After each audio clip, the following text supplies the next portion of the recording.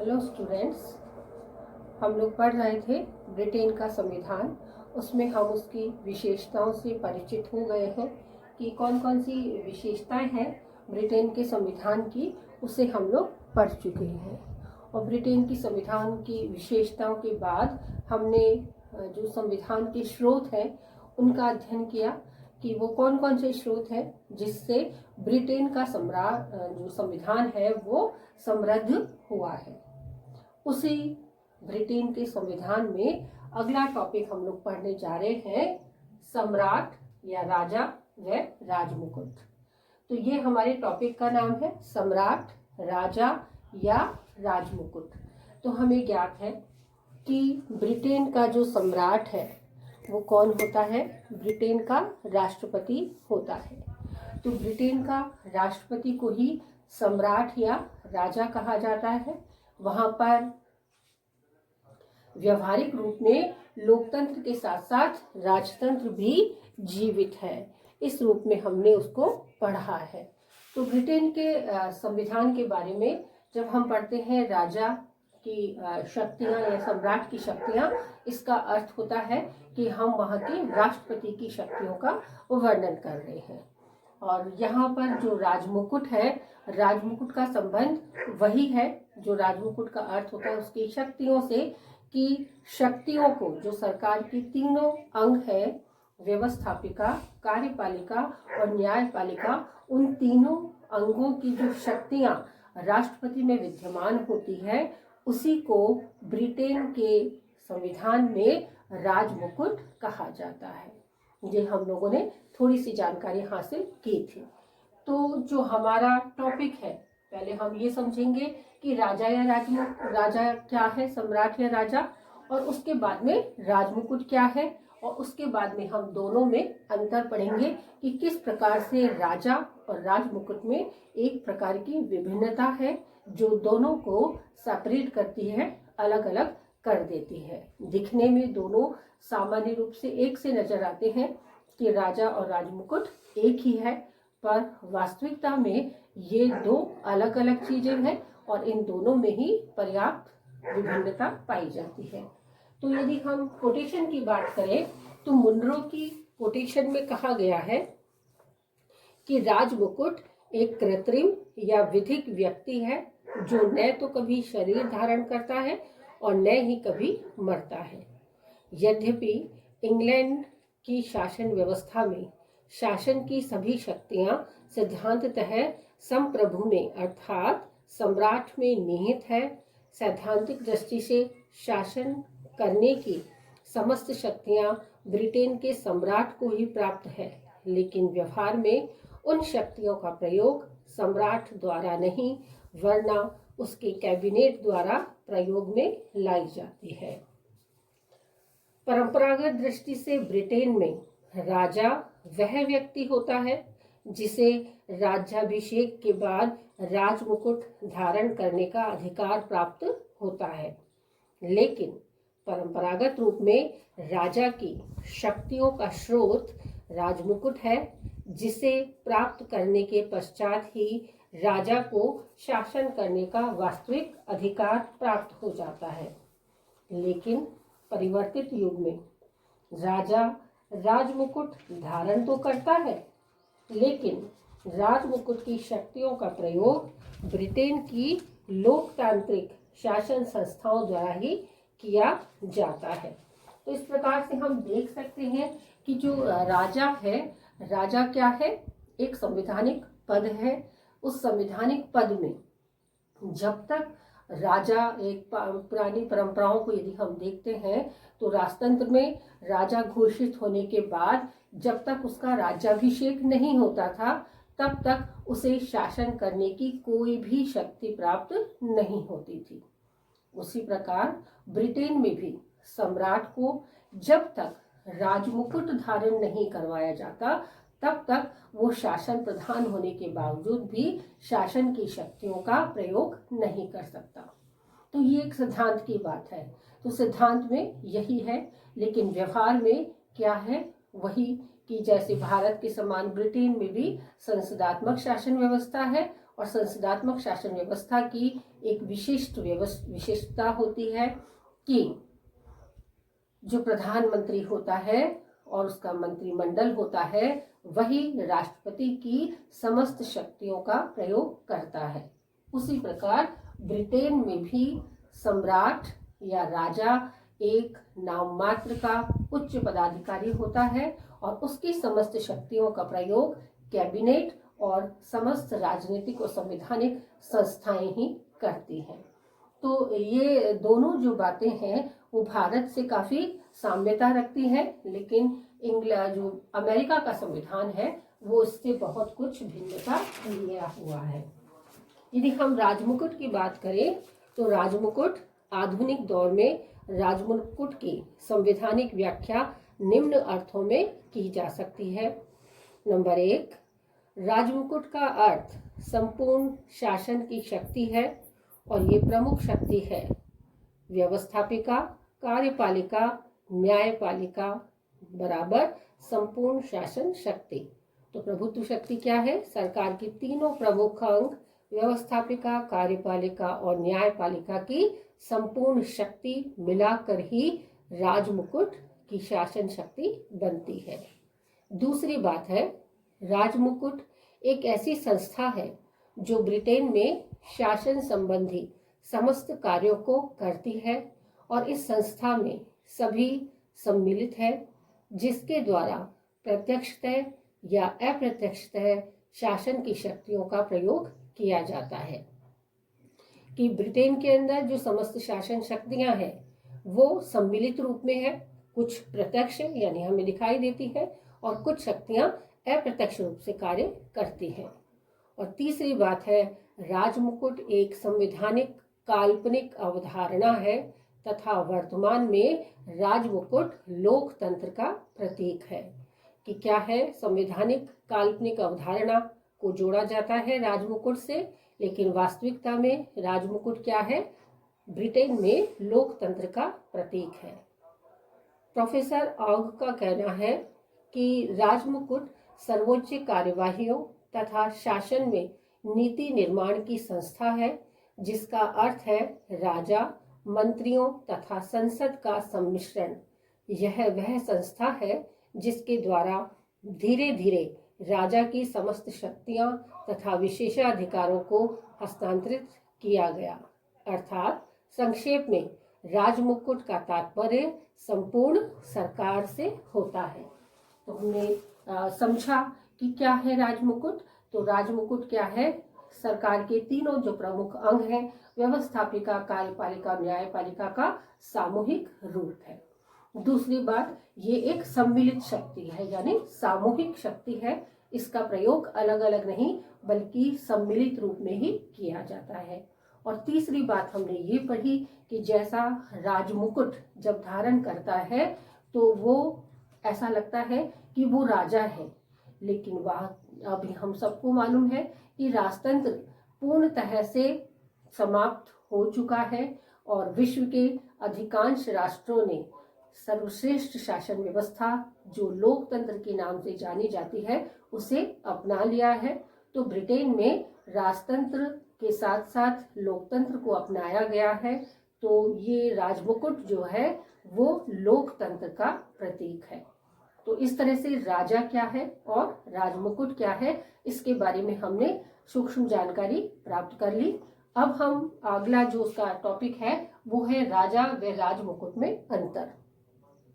कि देखने में वही राजा है और उसी के सिर पर ताज या राजमुकुट पहनाया जाता है, तो फिर एक ही हुआ वो तो राजा और राजमुकुट, ये अलग अलग कैसे हुआ? तो इसी को अंतर के रूप में हम पढ़ेंगे कि किस प्रकार से इनमें भिन्नता है। तो पहला अंतर है, राजमुकुट एक संस्था है व राजा एक व्यक्ति है। तो समझेंगे हम थोड़े सा कि हमने अभी पढ़ा कि राजमुकुट लोकतंत्र का प्रतीक है और शासन की तीनों शक्तियां यानी व्यवस्थापिका, कार्यपालिका और न्यायपालिका का सम्मिलित रूप है। तो ये क्या है? किसी के नाम नहीं है, तो ये सब क्या है? एक संस्था है। व्यवस्थापिका, कार्यपालिका और न्यायपालिका अर्थात राजमुकुट क्या है? एक संस्था है। और राजा क्या है, एक व्यक्ति है। राष्ट्रपति को हम देखें तो वो एक व्यक्ति है, तो वही सम्राट या राजा एक व्यक्ति है। तो राजमुकुट एक संस्था है जिसमें विधायी, प्रशासनिक व न्यायिक तीनों ही शक्तियां विद्यमान है, और सम्राट इस संस्था का एकमात्र अंग है जिसके पास कोई शक्ति नहीं है। और जिंग का कहना है कि संस्थागत राजा केवल एक प्रकार की कल्पना है जो संप्रभु, मंत्रीगण और संसद की वास्तविक सर्वोच्च सत्ता के विलक्षण संगम के पीछे निहित है।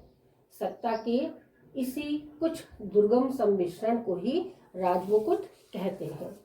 तो ये जो पहला अंतर है वह यही है। हम पुनः इसको बार बार दोहरा रहे हैं कि राजमुकुट की जो अवधारणा है वो काल्पनिक संवैधानिक अवधारणा मात्र है, कोई व्यक्तिक अवधारणा नहीं है। दूसरा अंतर है राजमुकुट स्थायी व राजा अस्थायी। ये भी हमें बहुत ही सामान्य से रूप में समझ में आता है, क्योंकि राजमुकुट शक्तियों का समावेश है। शक्तियां कभी खत्म नहीं होती। देश में हमेशा हर 5 साल बाद सरकार बदलती रहती है या राष्ट्रपति बदलता रहेगा। तो जो शक्तियां हैं, राजमुकुट की जो शक्तियां हैं, तीनों शक्तियां, तो उन तीनों शक्तियों का समावेश सदैव ही राजमुकुट में रहेगा। तो वो राजमुकुट क्या है, स्थायी है। और राजा अस्थायी है कि मनुष्य एक जीवित प्राणवत व्यक्ति है, और जब तक वो है शासन में तब तक वो रहेगा, और हो सकता है पूरे 5 साल के कार्यकाल तक रहे, और हो सकता है ईश्वर का बुलावा आ जाए या तबीयत खराब हो जाए या अन्य कई कारण होते हैं जिसकी वजह से वो अपने पद पर नहीं रह पाता, तो वो पूर्णतः से अस्थायी होता है।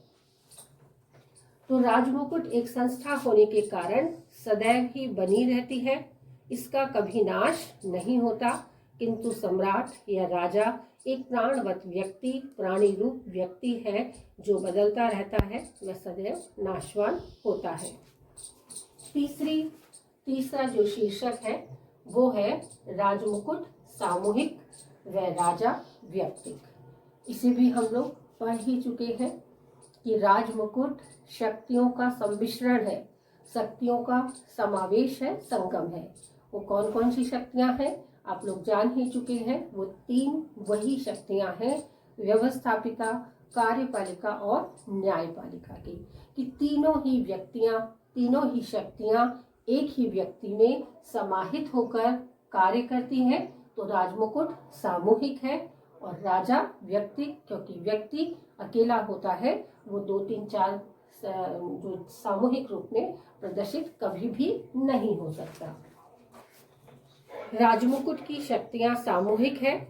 वह एक बहुल कार्यकारिणी है जिसमें संसद, मंत्रिमंडल, लोक सेवा के सदस्य सम्मिलित होते हैं, लेकिन राजा केवल व्यक्तिक कार्यपालिका के अलावा और कुछ नहीं है।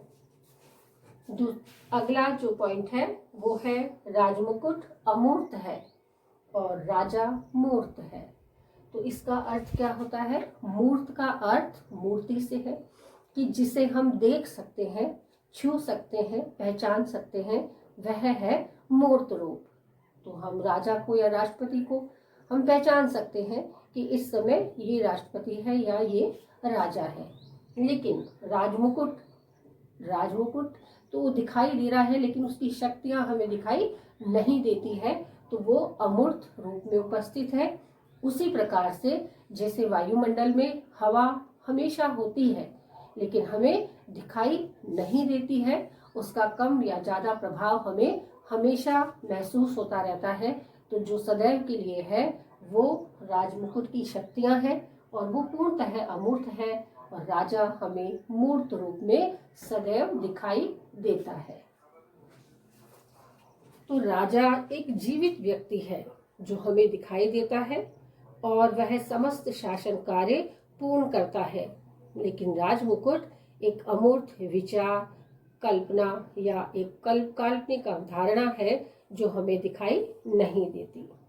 मिशीमिट का कहना है कि यदि कहा जाए तो राजमुकुट व्यक्ति रूपी राजा से सर्वथा भिन्न एक अमूर्त वैधानिक इकाई है, कि वैधानिक कल्पना, वैधानिक इकाई के रूप में हम इसे जान सकते हैं। तो इस तरह से हम देख सकते हैं कि जब भी कोई कार्य होता है तो वो मूर्त रूप से पूर्ण कौन करता है? राजा। लेकिन उसकी शक्तियां कहाँ है? अमूर्त रूप से राज मुकुट में। अगला अंतर है उत्तरदायित्व का अंतर। हमने अभी इस पढ़ा है इसी टॉपिक में कि व्यवस्थापिका, कार्यपालिका और न्यायपालिका का सम्मिलित रूप किसमें है? राष्ट्रपति में, राजा में या सम्राट में निहित होता है। तो जब उत्तरदायित्व की बात आती है कि कोई भी कार्य ऐसा हो जो राष्ट्रपति ने किया है और यदि बाय द वे वो गलत हो गया तो उसकी जिम्मेदारी राष्ट्रपति पर कभी भी नहीं आएगी। क्यों नहीं आएगी? क्योंकि व्यवस्थापिका ने उस कानून को बनाया, कार्यपालिका ने उसे कार्यान्वित किया और संविधान में यानी सर्वोच्च न्यायालय ने उसे अपनी स्वीकृति प्रदान की, तभी वो कानून के रूप में सामने आया। और वो कानून कभी भी गलत नहीं हो सकता जहां शासन की ये सर्वोच्च शक्तियां उसे अपनी स्वीकृति प्रदान करती है। तो इस तरीके से उत्तरदायित्व के मामले में राजा एक अकेला व्यक्ति है और राजमुकुट बहुत ही जिम्मेदारी का कार्य करता है। तो सम्राट राजमुकुट की शक्तियों का प्रयोग मंत्रिमंडल के परामर्श से ही करता है। अतः मंत्रिमंडल उन शक्तियों के प्रयोग के लिए उत्तरदायी है, जबकि सम्राट राजमुकुट की शक्ति का प्रयोग निजी रूप से नहीं करता। अतः सम्राट उनके प्रयोग के लिए व्यक्तिगत रूप से उत्तरदायी नहीं है। कि जब भी कभी कार्य होता है तो राष्ट्रपति जब भी कभी कोई कार्य करता है, शक्तियों का प्रयोग करता है, तो वो अपने निजी हित के लिए नहीं करता। कोई भी कार्य करता है तो वो देश के लिए होता है। तो वो देश के लिए जो कार्यवाहियां हैं वो राष्ट्रपति की स्वयं की कार्य के लिए नहीं है। तो वही है उत्तरदायित्व की भिन्नता। अगला पॉइंट है राजा शक्तिहीन, राजमुकुट शक्तिशाली। तो अभी हमने पढ़ा कि राजमुकुट शक्तियों का प्रतीक है। यदि राजमुकुट को राजा के सर से उतार दिया जाए तो फिर वो एक सामान्य व्यक्ति से अधिक कुछ भी नहीं है। और राजमुकुट धारण कब करते हैं? जब वह व्यक्ति सम्राट या राजा के पद पर बैठता है। तो इसीलिए राजमुकुट सदैव से शक्तिशाली रहा है, क्योंकि उसमें सदैव ही शक्तियों का समावेश रहा है। और राजमुकुट जब धारण करता है तभी वह व्यक्ति शक्तिशाली बनता है, और अन्यथा वह राजा सदैव के लिए शक्तिहीन है, उसके पास कोई भी शक्तियां उपस्थित नहीं है। राजा एक संवैधानिक और एक औपचारिक व्यक्ति है और उसकी शक्तियां समाप्त हो चुकी है। हम सब जानते हैं कि विश्व में राजतंत्र का अंत हो चुका है। तो राजा एक संवैधानिक औपचारिक व्यक्ति है और उसकी शक्तियां अब समाप्त हो चुकी हैं। और अब राजा की शक्तियां किसमें समाहित है? राजमुकुट में समाहित हो चुकी है। अतः राजमुकुट संस्था होने के कारण इसमें राजा के अतिरिक्त संसद, मंत्रिपरिषद व शासन के अन्य सभी अधिकारी सम्मिलित होते हैं। अतः राजमुकुट संस्था के रूप में एक शक्तिशाली संस्था होती है। तो व्यक्ति में और संस्था में अंतर होता है कि व्यक्ति एक अकेला होता है और संस्था पूरी संस्था होती है। तो उस संस्था में राजमुकुट है संस्था के रूप में, और राजा शक्तिहीन है क्योंकि वे एक अकेला व्यक्ति है। बात करते हैं अंतिम पॉइंट की, तो वो पॉइंट है संवैधानिक विकास क्रम में अंतर। कि संविधान के रूप में भी हम देखते हैं तो धीरे धीरे राजतंत्र को सीमित किया गया और लोकतंत्र को प्रसारित किया गया। तो प्रसार धीरे धीरे किसका बढ़ा? लोकतंत्र का। लोकतंत्र क्या है?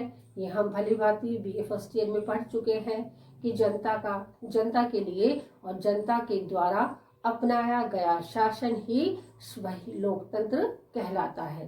तो उसी लोकतंत्र को संवैधानिक विकास क्रम में भी अंतर होता है कि राजमुकुट तथा राजा के बीच एक समय में कोई अंतर नहीं था, लेकिन धीरे धीरे ब्रिटिश संवैधानिक क्रम में राजतंत्र से लोकतंत्र की विकास यात्रा के क्रम में ताज व राजा के मध्य काफी अंतर आ गया।